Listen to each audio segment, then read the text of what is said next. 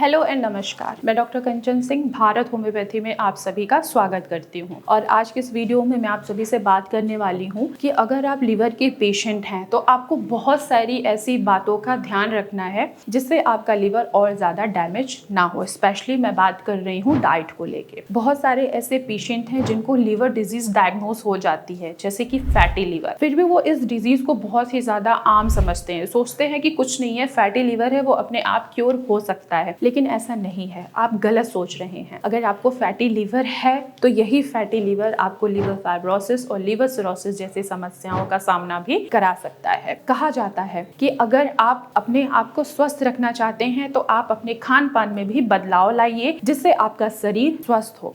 आपके शरीर का कोई भी ऑर्गन अगर डिस्टर्ब हो रहा है, उसमें किसी भी तरीके की इंजरी हो रही है, तो आपका पूरा शरीर, आपका जो पूरा सिस्टम है वो सभी डिस्टर्ब हो जाता है।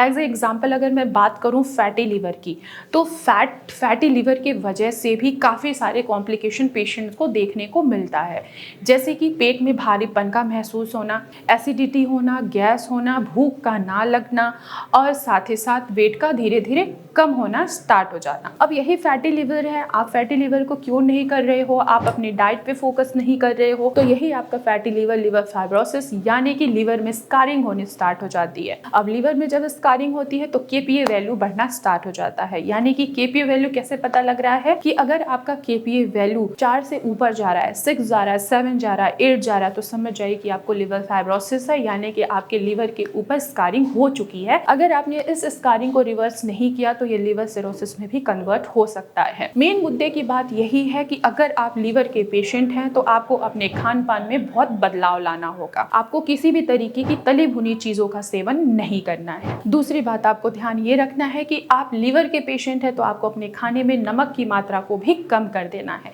अगर आप अपने खाने में नमक की मात्रा को बढ़ाते हैं तो आपका क्या होगा, सोडियम इंक्रीज होगा, यानी कि आप हाई ब्लड प्रेशर के पेशेंट होते चले जाएंगे, जिसकी वजह से आपका लीवर और भी डैमेज हो सकता है।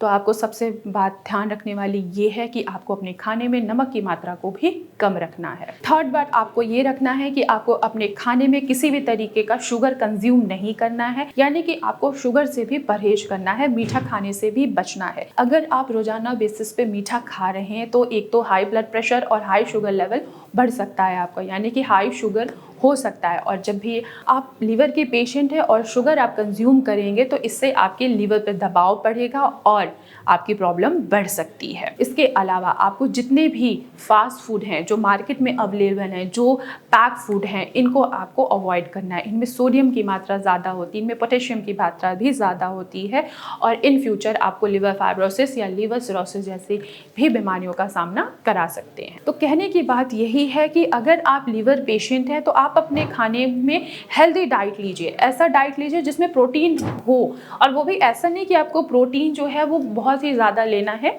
आपको प्रोटीन लेना है प्लस बैलेंस डाइट में लेनी है।